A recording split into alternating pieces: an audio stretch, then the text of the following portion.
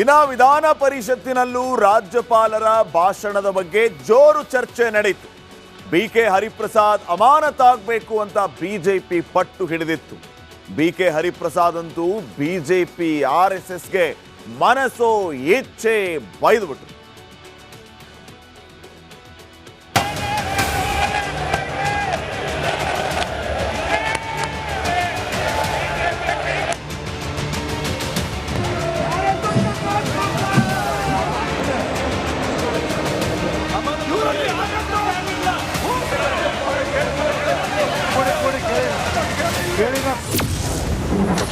BK Hariprasad ಅಮಾನತಿಗೆ ಕೇಸರಿ ಸೇನೆ ಪಟ್ಟು.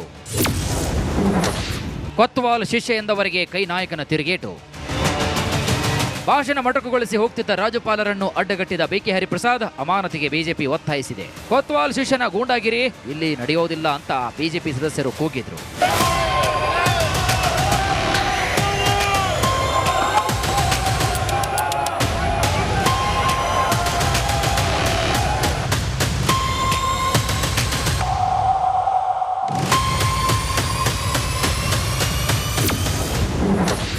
ರಾಜ್ಯಪಾಲರ ವಿರುದ್ಧ ಗೂಂಡಾಗಿರಿ ಮಾಡೋದು ಸರಿನಾ? ಗೂಂಡಾಗಿರಿಯನ್ನ ಪ್ರದರ್ಶನ ಮಾಡಿದ್ರು.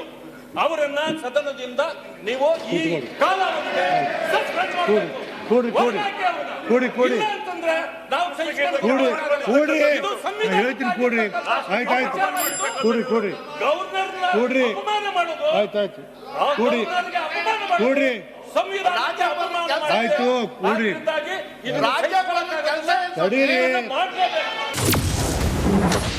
ನಾನು ಆರ್ಎಸ್ಎಸ್ ಚಡ್ಡಿಯನ್ನು ಹಾಕಿಲ್ಲ.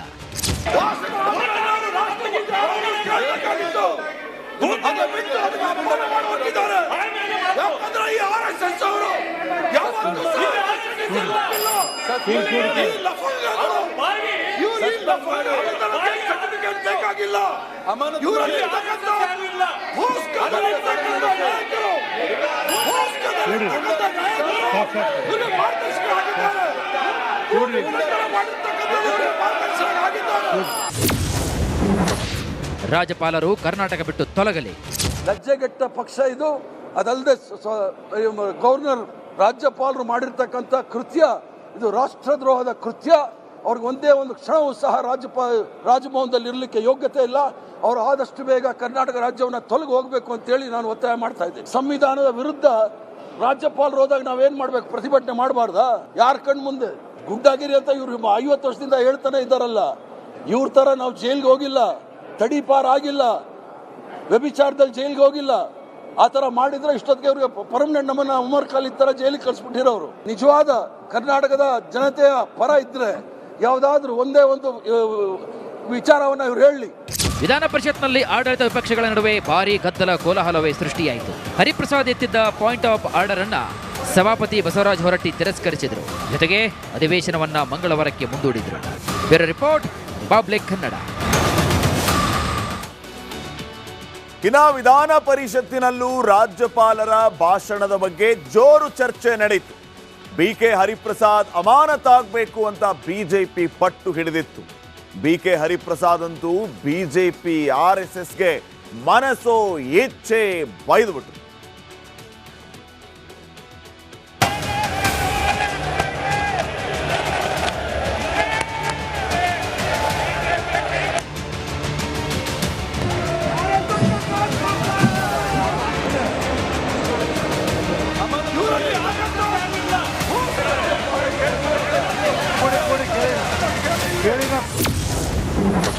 ಬಿಕೆ ಹರಿಪ್ರಸಾದ್ ಅಮಾನತಿಗೆ ಕೇಸರಿ ಸೇನೆ ಪಟ್ಟು. ಕೊತ್ವಾಲ್ ಶಿಷ್ಯ ಎಂದವರೆಗೆ ಕೈ ನಾಯಕನ ತಿರುಗೇಟು. ಭಾಷಣ ಮೊಟಕುಗೊಳಿಸಿ ಹೋಗ್ತಿದ್ದ ರಾಜ್ಯಪಾಲರನ್ನು ಅಡ್ಡಗಟ್ಟಿದ ಬಿಕೆ ಹರಿಪ್ರಸಾದ್ ಅಮಾನತಿಗೆ ಬಿಜೆಪಿ ಒತ್ತಾಯಿಸಿದೆ. ಕೊತ್ವಾಲ್ ಶಿಷ್ಯನ ಗೂಂಡಾಗಿರಿ ಇಲ್ಲಿ ನಡೆಯೋದಿಲ್ಲ ಅಂತ ಬಿಜೆಪಿ ಸದಸ್ಯರು ಕೂಗಿದ್ರು.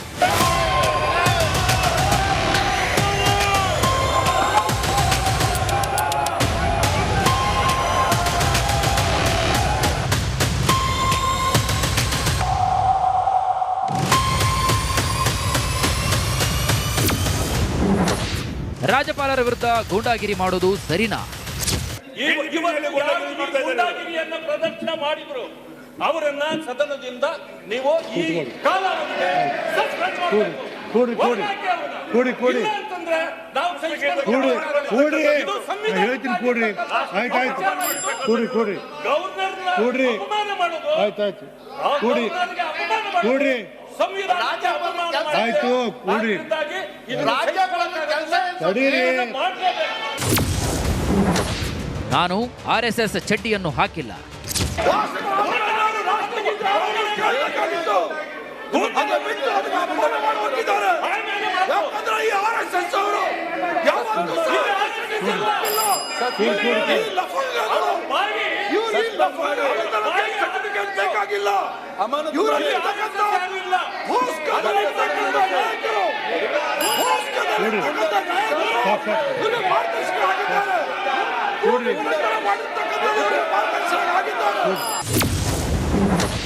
ರಾಜ್ಯಪಾಲರು ಕರ್ನಾಟಕ ಬಿಟ್ಟು ತೊಲಗಲಿ.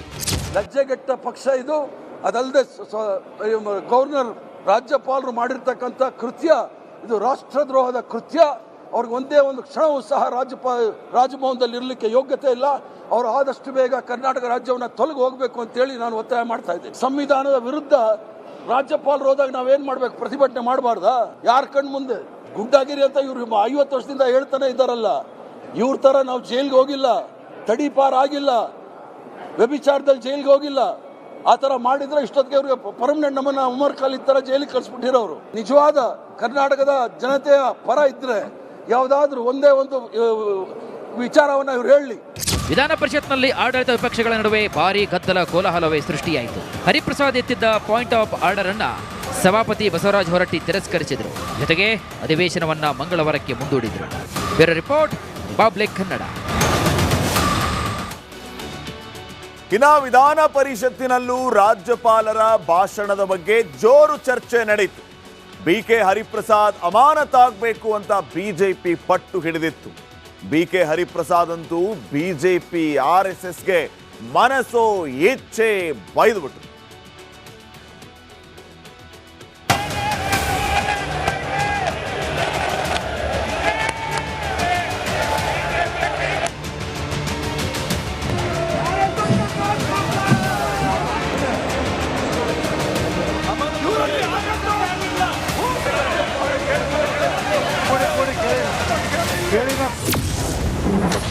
BK ಹರಿಪ್ರಸಾದ್ ಅಮಾನತಿಗೆ ಕೇಸರಿ ಸೇನೆ ಪಟ್ಟು. ಕೊತ್ವಾಲ್ ಶಿಷ್ಯ ಎಂದವರೆಗೆ ಕೈ ನಾಯಕನ ತಿರುಗೇಟು.